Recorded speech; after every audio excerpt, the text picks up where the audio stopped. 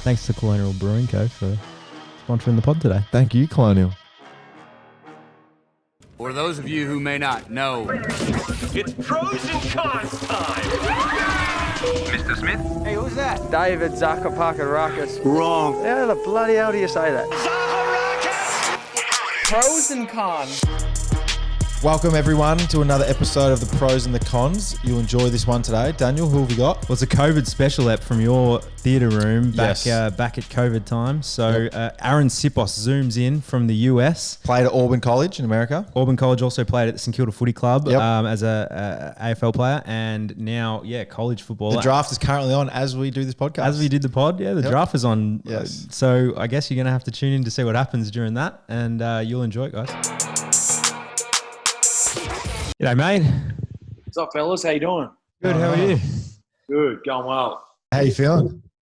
Yeah, I'm excited. A bit nervous as well. Obviously, it's a similar process to the AFL draft and that, but obviously it's going to be a pretty crazy time. But just got to enjoy it as much as possible, I guess. It's pretty interesting. Like, you have to go through, it's very unique. Like, AFL players go through one draft in their life, or guys that don't get picked a couple, but you're going through two across two different sports. Like, it's pretty weird. Silly decision. as we we're recording right now, it's on in the background. We've got it live. It's pretty terrible timing for you. No, I've got it on in the background too. So if my eyes kind of drift, don't get too hard. I won't be too bad. We've got 20 minutes by the looks of things before it really kicks off. We're good. Jennifer Hudson about to start. Yeah. We're all sorted. Mate, I thought we'd start by, I guess, chatting. Our audience are obviously big footy fans. So chatting a bit about, I guess, how hard that would have been to stop pursuing AFL and making that transition across to punting. What was it that I guess, compelled you to do that?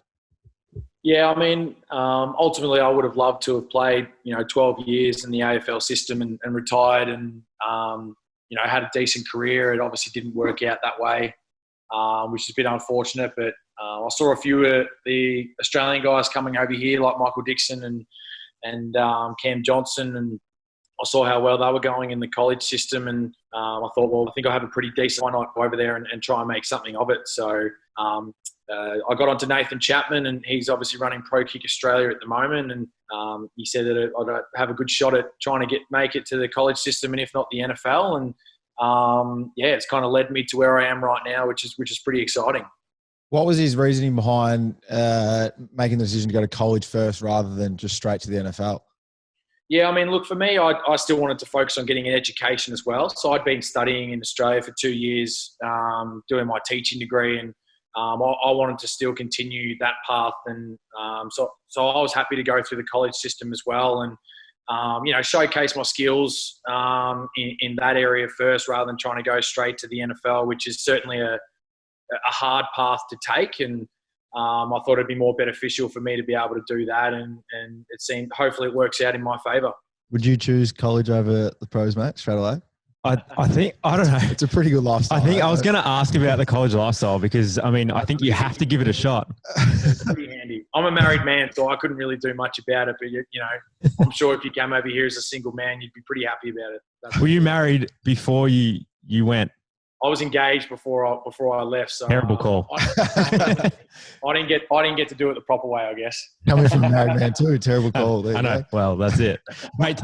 Let's talk about ProKick because they've been sort of the breeding ground for a bunch of these punters now for a while. They're literally the I guess the baseline of where you got to start from in Australia these days. What is it like working with them? And tell us a bit about their process.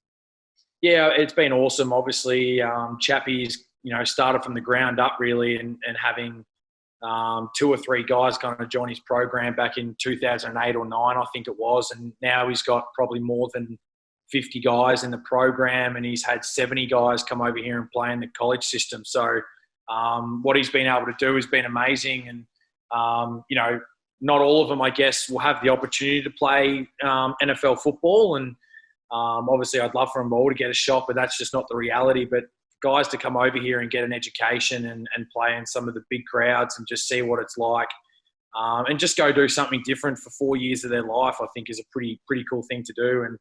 And Chappie and Johnny Smith have really worked hard to build that program up, and it seems like it's really paying off right now. Through that program, when you actually sort of got into the depths of it, talk the listeners through how you actually then selected or got picked to Auburn, just that whole process of how you actually ended up at Auburn University, because a lot of people in Australia kind of just feel like people, either go to this program and then all of a sudden they end up at university. It's like, how the hell did you actually get there? Yeah, so it's a bit different. Obviously, over here in the college system, kids coming out of high school have anywhere between 12 to 15 offers for a scholarship from different schools. It's a little bit different for us. We kind of, put our trust into Chappie to be able to kind of find us the right school based on our capabilities. Yep. Some of them may be big Power 5 schools, as they like to say, like your Ohio State and your Alabamas and Auburn University. And then some of them may be Division 2 schools that, kids want to just come over here and play college football, and they don't really care where they go. So a lot of it is based on, your capabilities of kicking the football. And we get tested from Chappie. He kind of sees where we're at, and then we continue to, get film and send it over to the teams that he thinks are interested to potentially give us a scholarship. So Chappie thought my abilities was good enough to play SEC football, which is one of probably the best conference in college football. And it worked out reasonably well. Let's talk about Alabama, because it's the deep South. And I lived in Atlanta for 4 years, so I know where you're at. What was it like? Yeah, that's unique. Your first day. Describe your first day when you're getting there and checking it all out.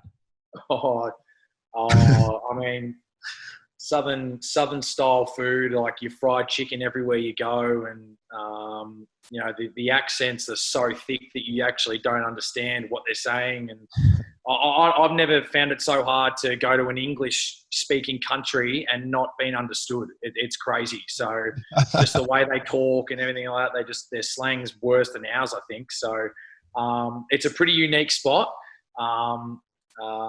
They obviously love their football. They live and breathe their football, which is obviously based rivalry that we have with Emma and things like that. But it's a cool place to come and play college football at. The university has obviously revolved around the football side of things and their sport, and you have many people come from different parts of the country to come and attend here, which is pretty cool. But it's certainly different, that's for sure. So you've come from Melbourne and playing in a state, Victoria, where football is mad. Like, everyone loves AFL footy. You've got 10 teams in one state. Talk me through just the fact that you walk into Auburn, which Alabama, you said, is football mad, and everyone loves it. And college is probably bigger than the pros in that part of the world. What's it like just then being a part of a university and people around you just absolutely loving and frothing college football? Yeah, I mean, they live and breathe it. As I said, it's a really, again, it's quite a unique situation, to be honest. I mean, you would think everybody would love their NFL here, but there's no NFL team in Alabama. So the next best thing is to be able to live and breathe the college football. The rivalry is real. Obviously, for you, Zach, you obviously have Essendon and Collingwood, a big rivalry on Anzac Day and things like that, and people really get around that. But I don't know, here for the Auburn-Alabama game is just something totally different. I mean, there's pure hatred between the two universities, and there's a little story that goes around actually that one year that Auburn actually beat Alabama, it might have been 6 or 7 years ago. There was an Alabama fan that decided to come to what we call Toomer's Corner, and it's a corner of the university where they've got these beautiful trees up, and they're about 150, 200 years old, and some Alabama fan decided to poison them and destroy these trees. So they had to be taken out of the ground and everything, and pretty much redone. And I guess that's kind of a good example about how much they hate each other. I couldn't imagine that at all over in Australia. I don't think people would go that far, but the hatred's real, that's for sure. So that's the Iron Ball, isn't it, for listeners? Yeah, that's the one. Talk about the atmosphere of being on the sidelines and then running out to kick.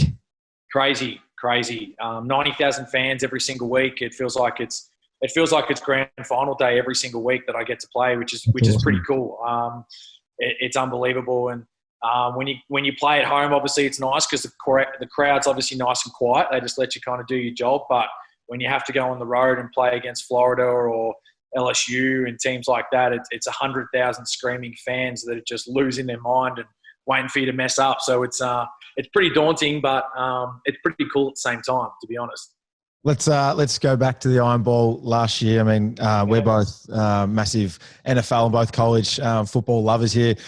We were watching the Iron Ball last year, and talk us through. There was a little trick play right at the end there where you were lined up outside rather than your normal punting position.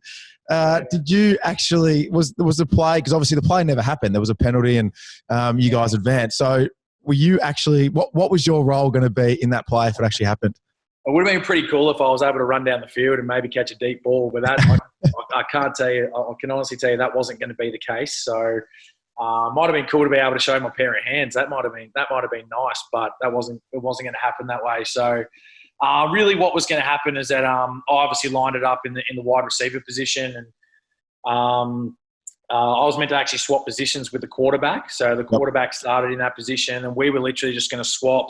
And literally, because their returner is really, really good, I think for the year he had 4 touchdowns for the year, as a punt returner, and, unbelievable speed. And we wanted to try and keep him off the field.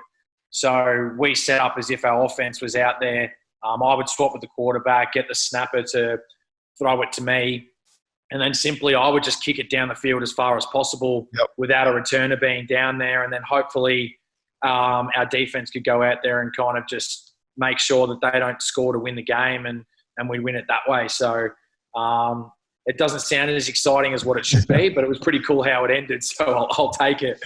When you line up in that wide receiver position, does the defense look at you? Do you get a little bit of a side glance going, I haven't recognised you? He did not respect me at all. He did not at all respect me. So I wasn't surprised by that. And he was just looking at me. I think he pointed at me like saying, "Who the hell's this guy?" And I was just like, "Yeah, right. You've got us figured out. So good for you." I think there's the Aussies are sort of known now to have almost changed that game of punting, and in some cases changed the style. And you got players like Brad Wing who sort of brought us back onto the map again, and doing some really cool sort of trick plays and all that sort of stuff.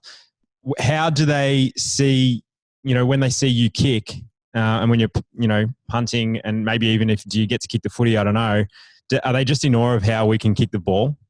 Yeah, absolutely. For us, it's an everyday thing, isn't it really, where we just go mess around at the park and go kick the footy, kicking it across our bodies and things like that. And when you come over here, they're like amazed about what you can do. And I'm just like, I come and try it. And then they even try to do it themselves, and they're kicking the ball like 15 metres, and it's quite funny to actually watch them try and kick a ball. You think that being how athletic they are, you think they'd be able to kick it, but they just can't. So it's actually quite funny to watch sometimes. But yeah, they are. They're in awe of what we're able to do, and we're certainly growing the sport, I guess, from a punting aspect, which is pretty cool. And hopefully that trend continues.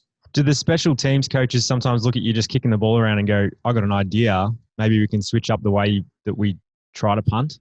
Yeah, absolutely. They obviously always try and find different ways to have a slight advantage, which is pretty cool. So going from like messing around at practice to actually trying to do a few different things is pretty amazing. And I remember one day I was actually just kicking with my left foot, and they wanted to introduce that into our scheme as well. And I thought, well, we don't have to, but I thought that was pretty cool to do too. And just knowing that they go, "Can you kick both sides of your body?" I'm like, "Oh, well, yeah, of course I can," because everyone, again, at home too. So, just all those different aspects to try and have an advantage, which is good.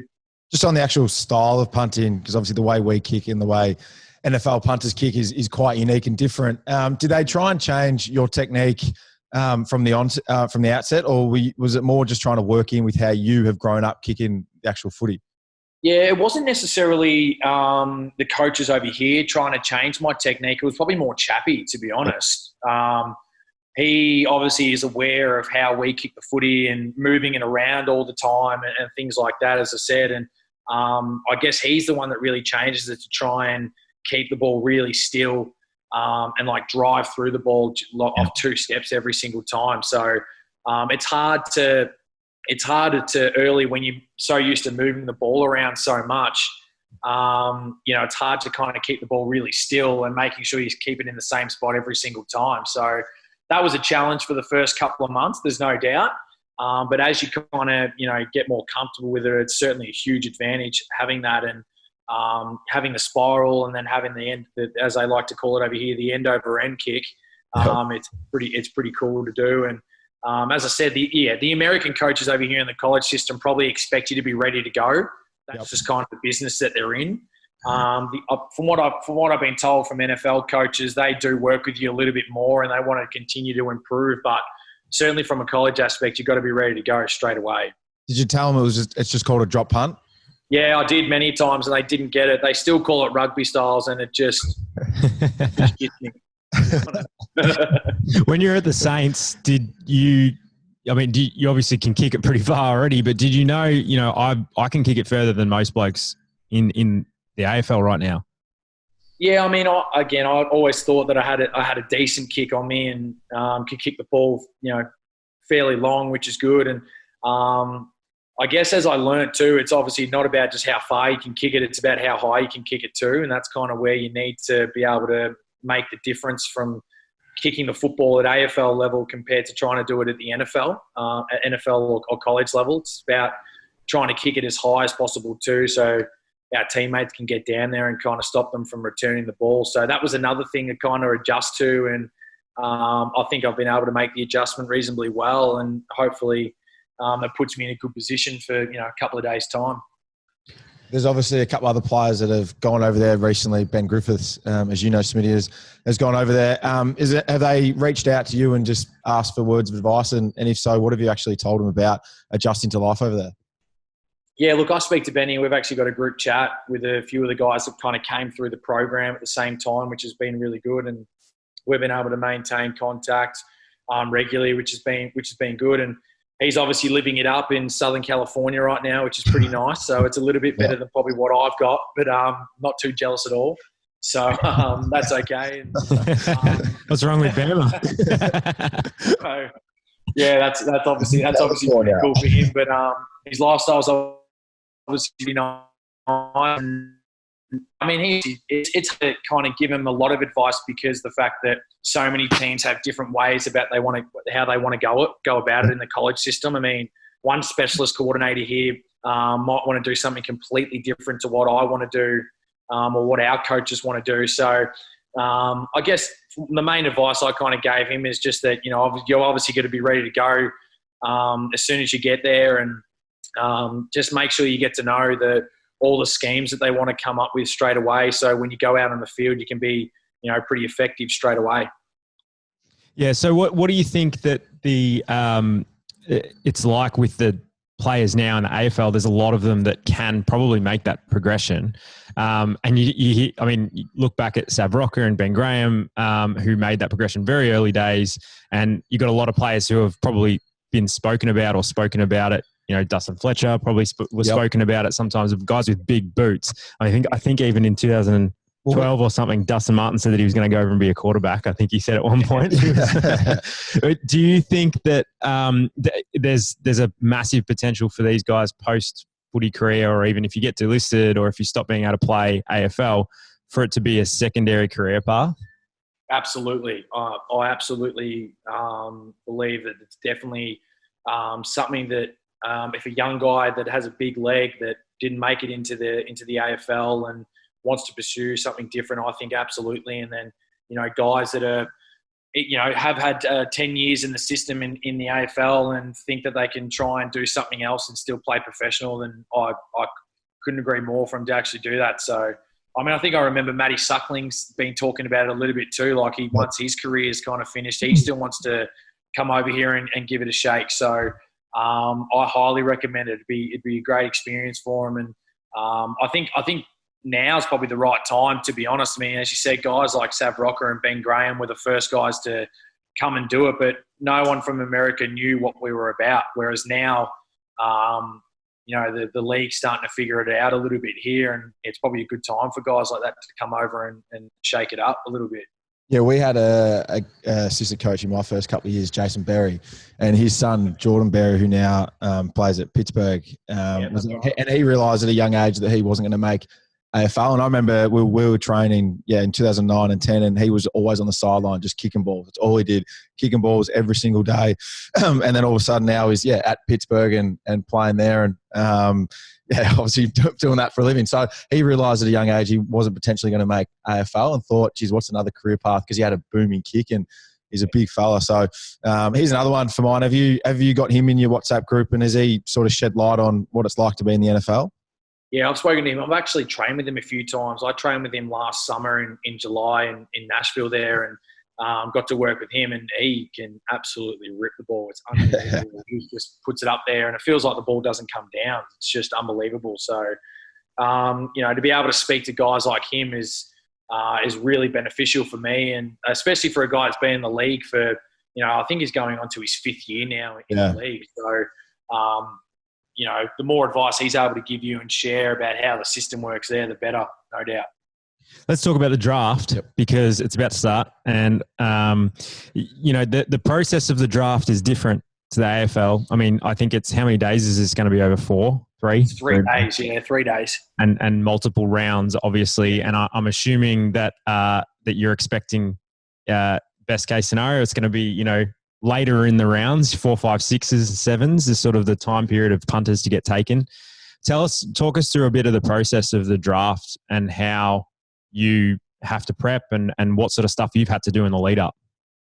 Yeah, I guess comparing it to how the AFL works, probably the similar part is the waiting period. You obviously have the AFL combine, and then you literally have to wait 7 weeks until the draft, and that's obviously very similar to what it is over here. But I guess the difference is the amount of contact teams are allowed to have with you, and they're allowed to work you out as well after the combine's been finished here. So they can literally come down as a group, as a specialist, team, and they can come and work you out and see if you're still working and improving on your game, and they get to work with you a bit more individually. Whereas I think in the AFL system, that's not allowed. You just kind of do your combine, and then you wait 7 weeks and hopefully you get your name called out. So certainly that aspect is a lot different. And, the calling has been insane. I mean, the Troy team coordinator calls me probably 2 or 3 times a week, and then Atlanta's probably been similar, and then the GM calls you, and then the head coach calls you, and it's just like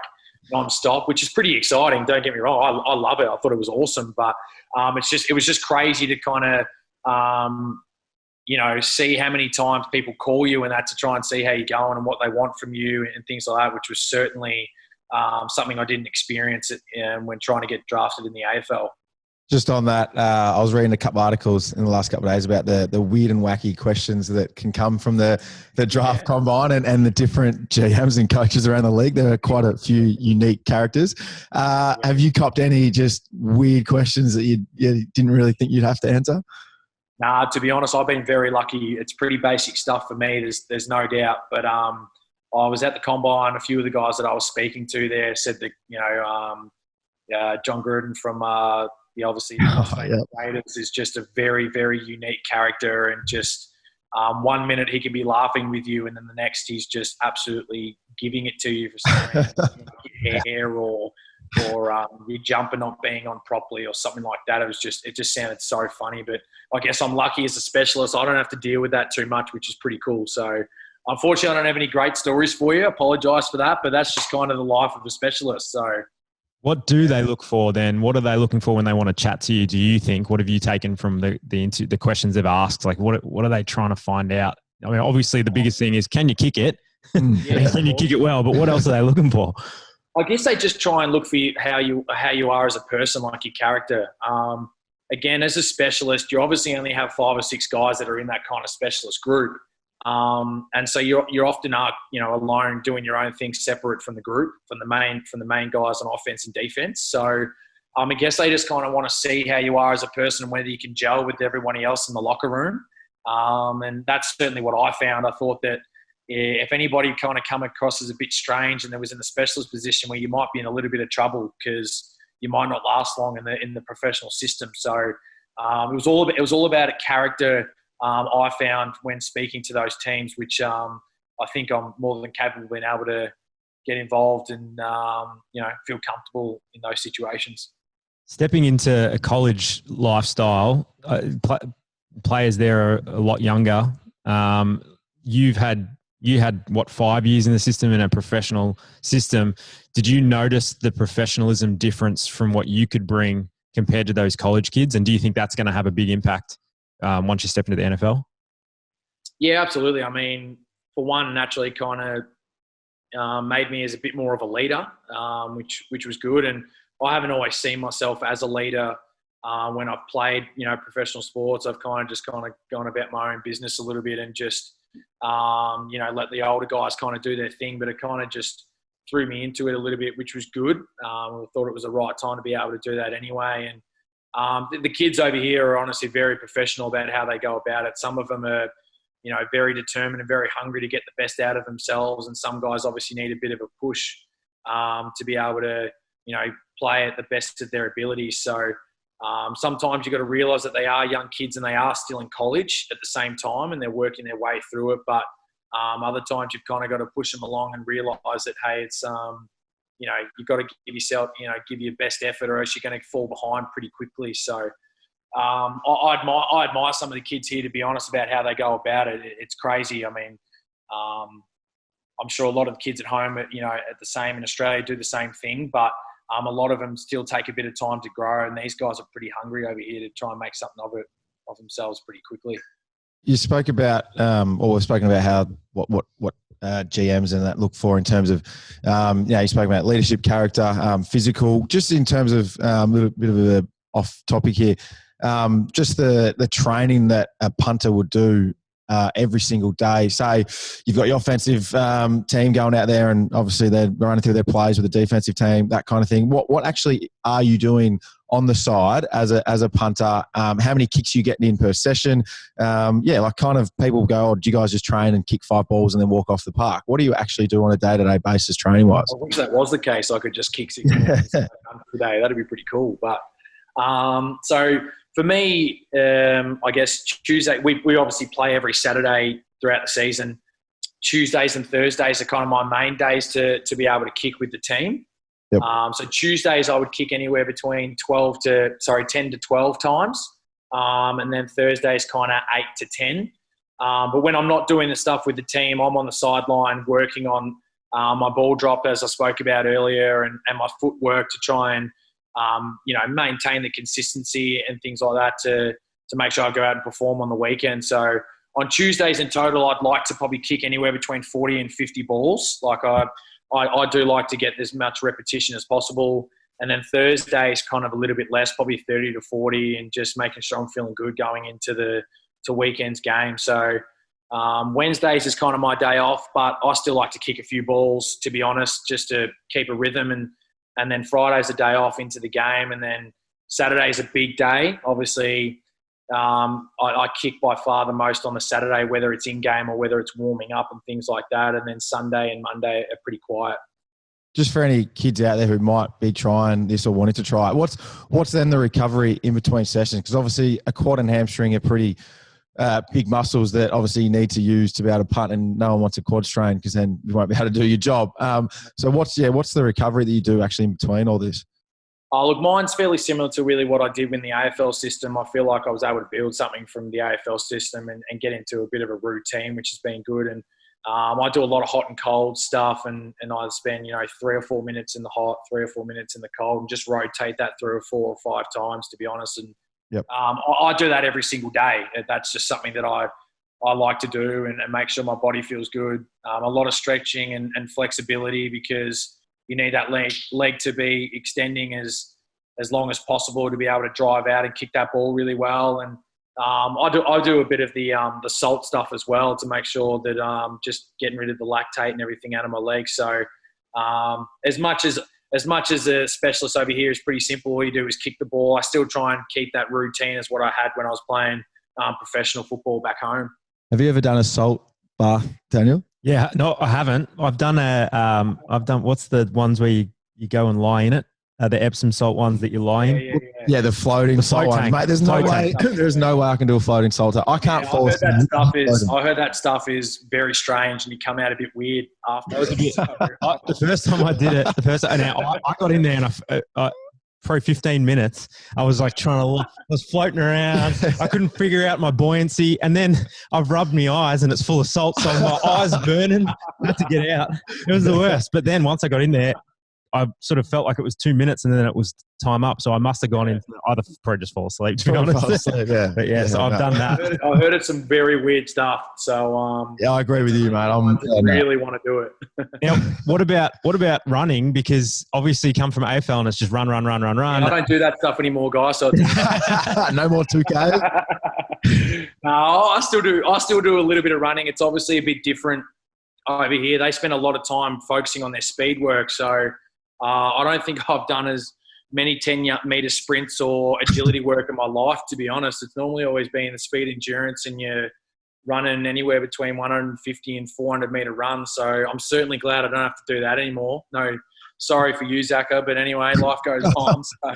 Well, that's the thing. So everyone dreads the 2K or the big test at the draft camp or draft combine. Was there anything at the combine that you dreaded before you actually did it? Is there any kind of test that you thought, nah, fuck this?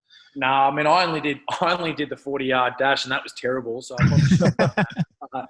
I wasn't even dreading that, knowing that I only had to run 40 yards, which is pretty cool. So I mean, as I said, I have a lot of respect for the guys that are over here doing it, because it is taxing on the body still with the amount of speed work that they do, and they have to get themselves fit, and their footwork is incredible. I mean, how fast they get off the ground and how explosive they are. It is quite amazing how they do it. And I'm sure that if they came over and watched our game, they admire how far we're able to run and everything like that too. So it's pretty cool. Yeah, just on that. So we're talking about how much we admire their speed and quickness and that. Did they know anything about AFL? And if so, do they praise us or whatever about how we actually go about it? Yeah, so, I mean, they have no idea that when I say to them that, I have to put it in miles for them, because they don't know what kilometres are over here, which is pretty funny. But so I tell them every time, we run anywhere between 7 to 10 miles every game, and they just go, like, that's unbelievable. I don't know how you're able to do that. So, and I just look back and go, well, we kind of just do it just because our body's kind of used to it. So, there's no doubt that if they came over and watched our sport and see how far we run and, how hard we hit, even by running that far and things like that, I'm sure they'd be in absolute awe of us too. There's a funny story. So we were in Colorado it just reminded me as you said that. So we're in Colorado about 6-7 years ago doing a preseason camp. Did you go to Colorado in your year? I went there twice. I think we actually crossed paths a little bit. I think you guys went just before us, and then we got there like about a week or two later. Yeah. Yeah. So one of the years we had 5 college players, or at least tried out for the NFL, whatever, come out and train with us. And one of the sessions we did one of the days was we had sled pulls, right? And obviously AFL, again, it's all about endurance. So we had a football field, an NFL football field, and we the whole thing was a team event, and you had to push the sleds up and back, but it was like up and back 20 to 30 times, something like that. So it was, and whoever won the event, right? So we had one of the guys, and he's like, I'll start it, boys. And we're like, mate, what are you doing? He goes, no, I'm first off the rank. Like, we'll win this race easily. First, as soon as he said go, he's like taken off, like absolutely hammered down the end of the thing, come all the way back, and then like all the boys are like, what are you doing, mate? You've got to go again. He's like, no, what are you talking about? Like, didn't know. By the time he got to like the third one, mate, he was on the ground, cooked, and all the boys are just passing him up and back. Oh, mate, like, come on, keep going, pushing the sled. Short burst. Short burst stuff. Oh, mate. 20 to 40 yards. That's he couldn't believe it. Well, Ben Griffiths, who we mentioned before, he's at USC, and I know he's stacked on the muscle because he doesn't have to be lean anymore. And you see him on the sidelines, and he's the biggest guy on the field because he's a big boy anyway, and he's stacked on the muscle. So it's big dude now. I don't know what he would have been weighing in the AFL system, but he would have easily put on like 10 to 15 kilos. I'm sure of it. He's big dude. You just got to get that muscle to kick the ball far, I guess, do you? Yeah. Those bicep workouts. Quad muscles instead of his arms or something like that. He's just putting it to good use. So you mentioned a few teams earlier that you've chatted to. What is your expectation, and I guess what is the lay of the land looking like for this draft? Yeah, I've had some really good conversations with a couple of teams, which is really positive. And again, as a punter, you're never really sure what can happen. I mean, there's only ever really 2 or 3 punters that really get drafted each year. And again, I've had some really good conversations with the Detroit Lions and the Atlanta Falcons. And, I'm hopeful that one of those teams calls my name out anywhere, hopefully between the 5th and 7th round.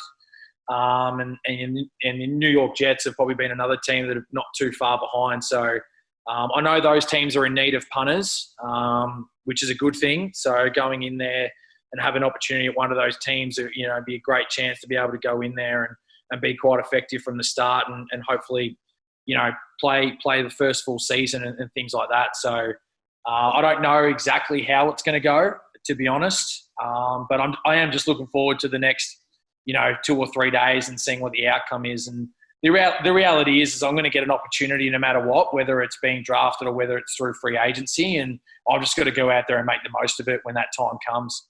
Well, Atlanta's just a nice little jump across the border. Right. So that'll be a handy little one for you.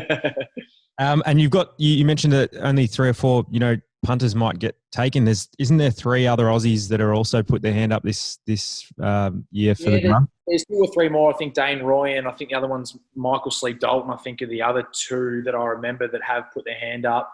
I'm sure they'll get an opportunity to be able to, get onto a roster and hopefully get a camp at least and see what happens. So I'm obviously excited and hoping all the Aussie boys that come over here can have themselves a chance to come over and make a lifestyle out of this.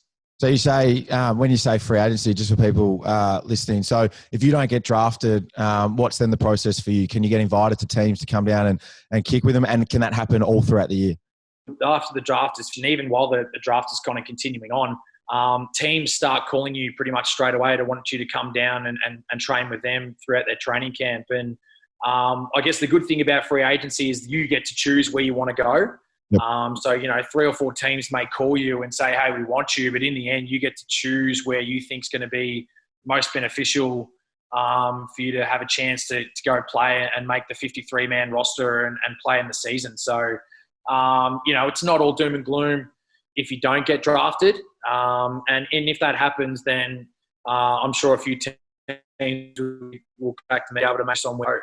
We're just we're on the clock now, guys, with the draft. So we're ready to roll up here just to give you an update. I think we know who the first pick should be, so we might be okay. You think Joe Burrow is probably looking likely? Is that what we're thinking? Yeah, I think so. It'd be a no-brainer for me. So, yeah.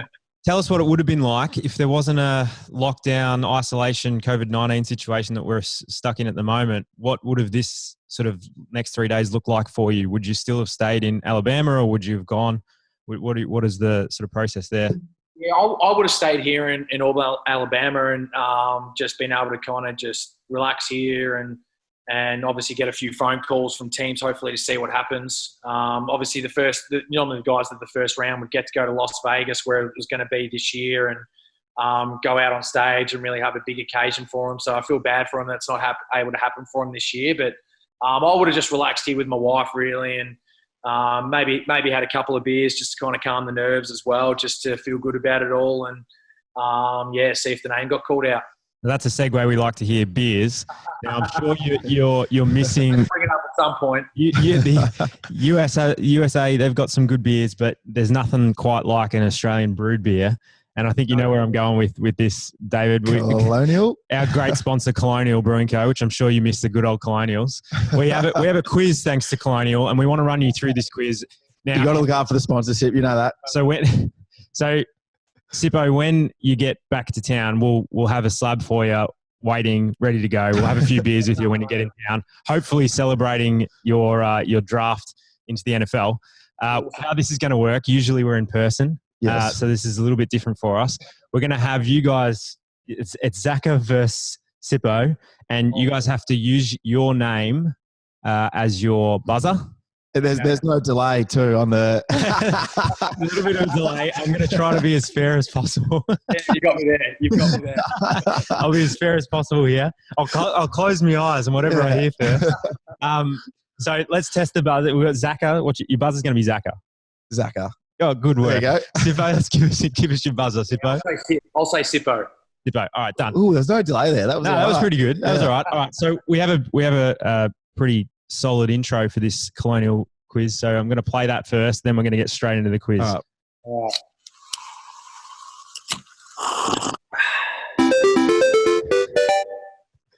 Yes. High tech. Impressive. That's impressive. All right. Question number 1, and be on the buzzers ready to roll. The Ray Guy Award is presented to the top punter in college football every year. How many Aussies have won this award in the last 7 years? Now, just before you guys put your answers in, I have. He's going straight away.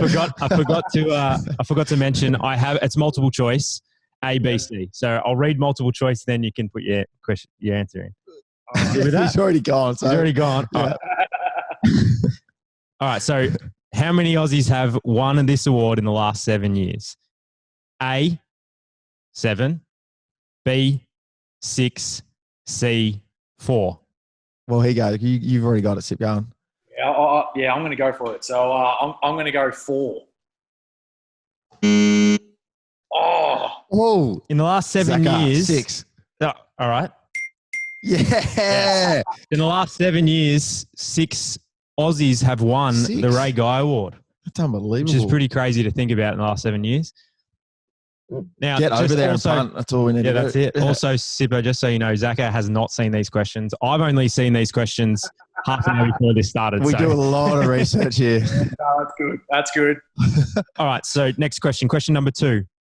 Malcolm Blight is known for his monstrous goal that he's kicked. Yep. Massive kick. Biggest kick in the AFL for goal anyway. What's the longest punt in NFL history? Is it A, 97 yards, B, 99 yards, or C, 98 yards? Zaka.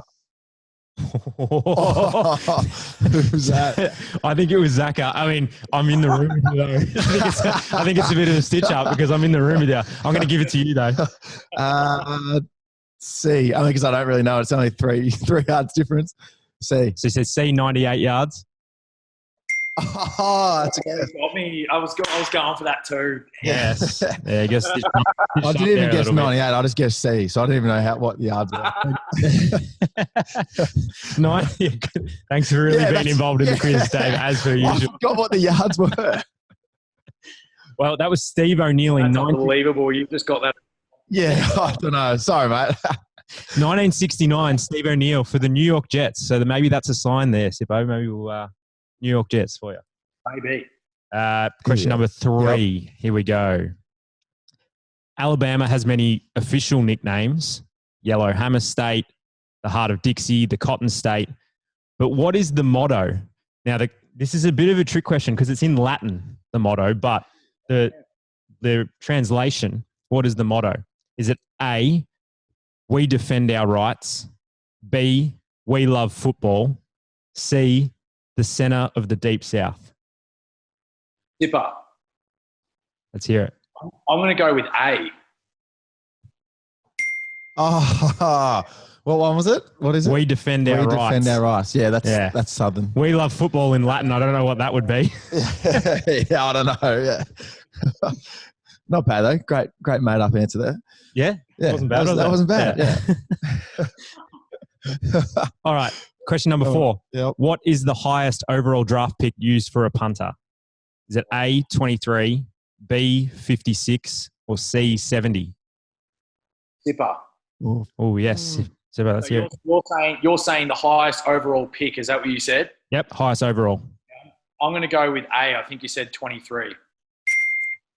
Who the hell did they pick at 23? Yes. I can know that. I think it's Ray Guy. You're right. It's Ray Guy who's the award for the best punter in 1973 for Oakland Raiders. Okay. Yep. Oh, how's the knowledge, deep knowledge over there of the punting world? Is it 2-all? 2-all. 2-all, okay. Lucky I organised the 5th question here. All right, so this Can we have an Aussie AFL one, please? This is the tiebreaker. I'll give you an Aussie AFL one. This is the You tiebreaker. had Malcolm Blight, Zaka. Oh, actually, yeah, true. Yeah, actually, yeah. Show them I'm paying attention. Sorry, mate. Hang on, the Malcolm Blight wasn't the question. That was just the lead into the punter. Oh, yeah, it was true. Actually, yeah, that has been cool. We've got to look after our guests here, mate. It's for a colonial slab. We know what is at stake here. We've got to give them got to give them the Aussie brew. All right, come on. All right, question. The tie-breaking question. Whoever wins this takes home the slab. Mm-hmm. How many games did you two play against each other? Oh, wow. Ooh, here we go. All right. A, 1, B, 0, C, 2. Zaka, Zaka. I reckon we played one against each other. Fuck. He's won it. No, he's got a 50-50 chance. Oh, all right, he hasn't won it yet. So I'm going to say Sipper to start off with. That'd be good. I'm going to go with 2. Oh no, We didn't play against each other. I swear we have. nah, not according to the statistics. Or that I looked maybe a up from champion pre-season data. game. Maybe, I don't know. Look, I wasn't now. Okay, you might have got me there because I only looked at. What about the pre-season game? Actually, you guys didn't make a flight, and then we played in the pouring rain in Wangaratta. Hang on. We made the flight, and it was one of the worst flights I've ever been on in my life. I've never gotten a small plane again since that day. No, well, I don't blame you. I don't blame you. Mate, well, I didn't stipulate that if it was regular season AFL game, so that's my bad on the quiz front. Mate, so yeah, maybe you we must did have played together in theory, but I think you only played the Bombers once and you didn't play in 2012. Okay. Oh, that was when I did my quad. Yeah, Yeah. when you did your quad, there was a few rounds you missed, round 12 or something. Yep. So I think we're going to have to give that to Yeah. Sipper. You're only as good as your last answer, and he got the last one right. That's right. And Yeah. you've got enough bloody colonials here in the fridge, so Yeah. I got a fridge full. Couple of fridges full. Sipper's going to get it when he gets back here, mate. We'll make sure we give you that. We're up to pick 2 in the. I missed it. I'm assuming. Yeah, it was Joe Barrow. Yeah. Joe Burrow's gone number 1. There he goes. Look at him. Puts the cap on. There he goes. Bengals. Cap ready. Who would have thought? Well, mate, thank you so much for coming on and joining us. Enjoy the rest of the draft. You can probably relax for the next, I guess, day and then start really paying attention the end of tomorrow and then what's that for you? Saturday night. Yep. Saturday Arvo. So, mate, good luck with everything. Thank you, mate.